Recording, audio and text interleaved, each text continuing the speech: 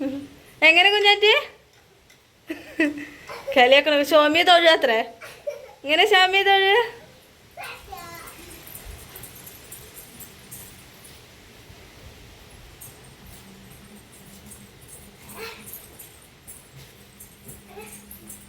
കുഞ്ഞ hello guys, welcome back to my channel Shravani family vlogs. ഇതെൻ്റെ wedding ആനിവേഴ്സറിയുടെ, അതായത് നവംബർ 20 കുറച്ച് വീഡിയോ ആയിരുന്നു കേട്ടോ. അതായത് വൈകുന്നേരം ഒരു ഈവനിങ് ടൈമിൽ എടുത്ത കുറച്ച് വീഡിയോസാണ് കേട്ടോ ഞാനിപ്പോൾ എഡിറ്റ് ചെയ്തുകൊണ്ടിരിക്കണേ. അന്നത്തെ ദിവസത്തെ വീഡിയോയിൽ വെറും ഉച്ച വരെ മാത്രമുള്ളതാട്ടോ ഞാൻ ഇൻക്ലൂഡ് ചെയ്തിട്ടുണ്ടായിരുന്നു. പിന്നെ അതിന് ശേഷം വീഡിയോ ഒക്കെ എഡിറ്റ് ചെയ്ത് എല്ലാം സെറ്റാക്കിയതിന് ശേഷമാണ് കേട്ടോ പിന്നെ ഞാൻ വൈകുന്നേരത്തെ കുറച്ച് വീഡിയോ എടുത്തിട്ടുണ്ടായിരുന്നു. അപ്പോൾ അതാ പായസം വയ്ക്കൽ വൈകുന്നേരം ആയിട്ടുണ്ടായിരുന്നു. രാവിലെ ഫുള്ള് കുക്കിങ്ങും സദ്യക്കുള്ള ഒരുക്കങ്ങളായിരുന്നു കേട്ടോ. രാവിലെ ഒരു ഉച്ച വരെ ഉണ്ടായിരുന്നത്.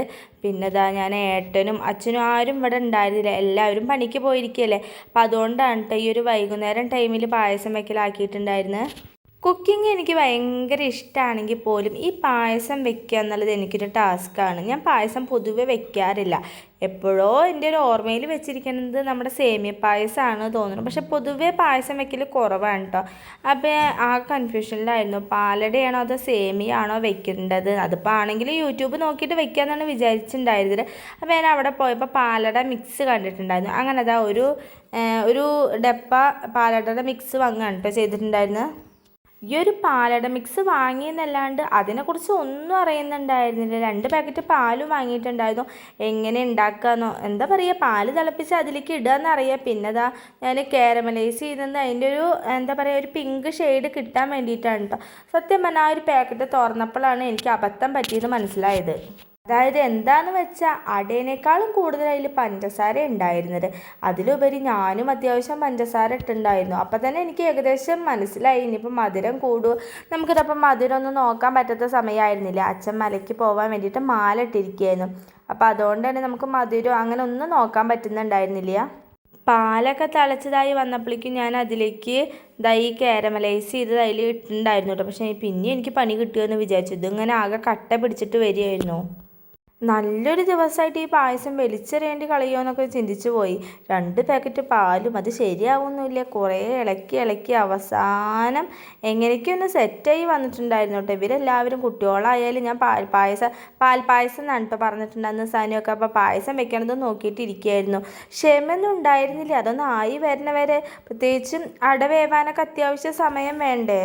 എനിക്കാണെന്ന് സത്യം പറഞ്ഞാൽ ഇതിനെക്കുറിച്ച് ഒന്നും അറിയുന്നുണ്ടായിരുന്നില്ല. എങ്ങനെ ഉണ്ടാക്കുകയെന്നോ അത് എങ്ങനെ ആയി വരുന്നെന്നോ ഒരു പിടുത്തം ഉണ്ടായിരുന്നില്ല. ഓരോരുത്തർ പറഞ്ഞ് കേട്ടിട്ടും അതുപോലെ യൂട്യൂബ് നോക്കിയിട്ടൊക്കെ ഉണ്ട് ഞാനൊന്ന് സെറ്റാക്കിയിട്ടുണ്ടായിരുന്നു. ഈ മിക്സ് വെക്കാൻ തന്നെ ഇങ്ങനെ ഇത്രയും പണി പെടുന്നുണ്ടെങ്കിൽ പാലട അട വാങ്ങിച്ചിട്ട് ഉണ്ടാക്കാൻ ഞാൻ എത്ര ബുദ്ധിമുട്ടും. എനിക്ക് സത്യം പറഞ്ഞാൽ പായസം വയ്ക്കാൻ അറിയില്ല, അതുകൊണ്ടാണ് കേട്ടോ. ഈ ഒരു ടൈമിൽ തന്നെ കറണ്ടും പോയിട്ടുണ്ടായിരുന്നു. ഞാനിതാ ഫോണിൻ്റെ ഫ്ലാഷ് അടിച്ചിട്ടാണ് കേട്ടോ വീഡിയോസ് എടുക്കുന്നത്. അപ്പോൾ ഇതാ കണ്ടില്ലേ, പഞ്ചസാര അടേനേക്കാളും കൂടുതൽ എത്രയോ പഞ്ചസാര ഉണ്ടായിരുന്നു. ഞാൻ വിചാരിച്ചു ഈ അട ആദ്യം ഒന്ന് വേവിച്ചിട്ട് പിന്നെ പാലിലേക്ക് ഇട്ട് കൊടുക്കുന്നതാണ് കേട്ടോ വിചാരിച്ചത്. കുറേ അങ്ങോട്ടും ഇങ്ങോട്ടൊക്കെ ഈ അടിയും പഞ്ചസാരയും തട്ടി കളിക്കുന്നത് തന്നെ ഉണ്ടായിരുന്നു. പാത്രങ്ങൾ കുറവായ കാരണം ഞാൻ ചായപാത്രത്തിലാണ് കേട്ടോ ഞാൻ പാലട കുറുക്കിയിട്ടുണ്ടായിരുന്നു. കുറുക്ക് എന്ന് പറഞ്ഞാൽ വേവിച്ചിട്ടുണ്ടായിരുന്നത്. കണ്ടില്ലേ, ഇതിൻ്റെ കളറൊക്കെ ഞാൻ ആദ്യമായിട്ടുണ്ട് ഇങ്ങനത്തെ കളറൊക്കെ ആയി വരും തന്നെ കാണുന്നത്. എനിക്കറിയില്ല സത്യം പറഞ്ഞാൽ, ഞാൻ പാലട വെച്ചിട്ടില്ല.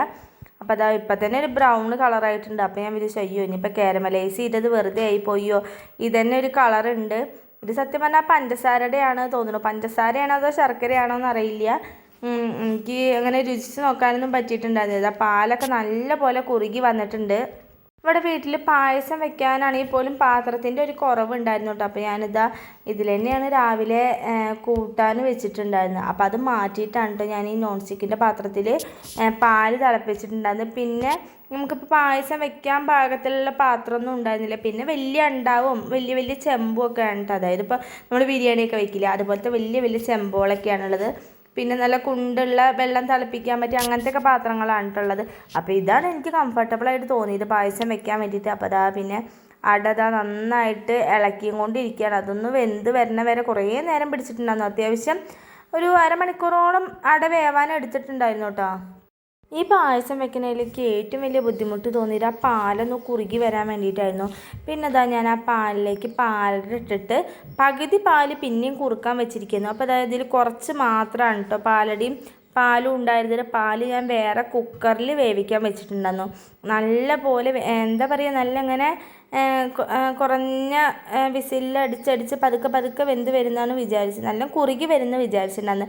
പക്ഷേ എന്താ പറയുക, എൻ്റെ കഷ്ടകാലം എന്ന് പറയില്ല, ആ കുക്കറിലത്തെ പാല് മൊത്തം വിസിലടിച്ച് പുറത്തേക്ക് പോയിട്ടുണ്ടായിരുന്നു. അതോ കരണ്ടും കൂടി ഉണ്ടായിരുന്നില്ലേ. നിങ്ങളൊന്നും ആലോചിച്ച് നോക്കി എൻ്റെ കഷ്ടകാലം. ആ ഗ്യാസിലേക്ക് മൊത്തം ആ പാലൊക്കെ പോയിട്ടുണ്ടായിരുന്നു. വേഗം കുക്കർ നിർത്തി അതൊക്കെ വൃത്തിയാക്കി പിന്നെയും രണ്ടാമത് ഈ പാത്രത്തിൽ തന്നെ വെച്ച് വേവിച്ചെടുക്കുകയാണ് കേട്ടോ ചെയ്തത്. കുക്കറിൽ വെക്കുമ്പോൾ എനിക്കറിയാം കുക്കറിൻ്റെ പുറത്തു കൂടെ കേട്ടോ വിസിൽ പോവാറുള്ളത്. അതായത് നമ്മളിപ്പോൾ കൂട്ടാൻ പരിപ്പൊക്കെ വെച്ച് കഴിഞ്ഞാൽ ഫുള്ള് പുറത്തേക്കാണ് കേട്ടോ അതിൻ്റെ വെള്ളമൊക്കെ തിളച്ച് പോവാറുള്ളത്. അപ്പോൾ അതാ നമ്മുടെ അട നല്ല പോലെ ആയി വന്നിട്ടുണ്ട്. എനിക്ക് പിന്നെ സമാധാനമായി സത്യം പറഞ്ഞാൽ. ആ ഒരു പാലടയുടെ സ്മെല്ലും അതുപോലെ ആ ഒരു കളറൊക്കെ ഏകദേശമായി വന്നിട്ടുണ്ട്. പക്ഷേ നല്ല പോലെ കുറുകിയിട്ടുണ്ടായിരുന്നില്ല. അത്യാവശ്യം സമയം പിടിച്ചിട്ടുണ്ടായിരുന്നു കേട്ടോ അതൊന്നായിട്ട് വരാൻ.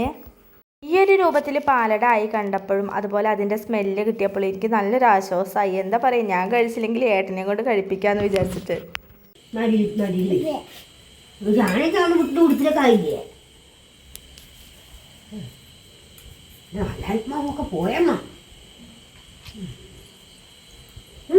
മുട്ടച്ചി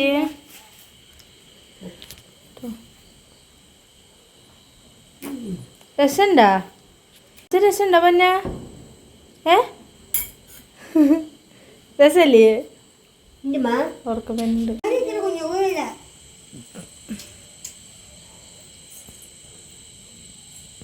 പായസം നല്ല പോലെ സെറ്റായി കുറുകി വന്നിട്ടുണ്ട് കേട്ടോ. അടിപൊളിയായിട്ടുണ്ടായിരുന്നു പായസം. അപ്പോഴേക്ക് ഏട്ടൻ ഒരു ഏകദേശം 7 മണി ആ നേരത്തൊക്കെ വന്നിട്ടുണ്ടായിരുന്നു. കറക്റ്റ് ആ നേരത്തെ തന്നെ നല്ല ചൂടും ഉണ്ടായിരുന്നു. ഏട്ടൻ നെയ്യ് കൊണ്ടുവന്നിട്ടുണ്ടായിരുന്നു. അതിൻ്റെ മുകളിൽ ഞാൻ കുറച്ച് നെയ്യൊക്കെ ഒഴിച്ചു. പിന്നെ ഏട്ടൻ എനിക്ക് ഗിഫ്റ്റ് കൊണ്ടുവന്നതാണ് കേട്ടോ ഡയറി മിൽക്ക്. ഒന്നുമില്ലെങ്കിലും ചെറുതായിട്ടൊക്കെ ഒരു പ്രതീക്ഷ ഉണ്ടായിരുന്നു എന്തെങ്കിലുമൊക്കെ കിട്ടുമെന്നുള്ളത്. പക്ഷേ ഡയറി മിൽക്കിൽ ഒതുക്കൊന്നും വിചാരിച്ചതേ ഉണ്ടായിരുന്നില്ല. ഞാൻ രാവിലെ ഏട്ടന് ഷർട്ടൊക്കെ കൊടുത്തപ്പോൾ ഞാൻ വിചാരിച്ചു എന്തെങ്കിലും ഒരു ടോപ്പൊക്കെ കിട്ടുന്നുള്ള നല്ല പ്രതീക്ഷ തന്നെ ഉണ്ടായിരുന്നു. പക്ഷേ ഡയറി മിൽക്കിൽ ഒതുക്കുകയാണ് കേട്ടോ ചെയ്തിട്ടുണ്ടായിരുന്നത്.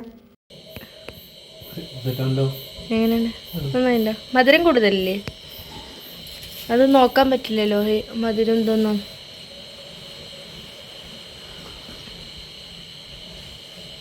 അടിപൊളി. അത്യാവശ്യം മധുരം കൂടുതലുണ്ട്. എന്നാലും നന്നായിട്ടുണ്ട് അല്ലേ? ആദ്യമായിട്ടുണ്ടാക്കിയ പാൽപ്പായസം.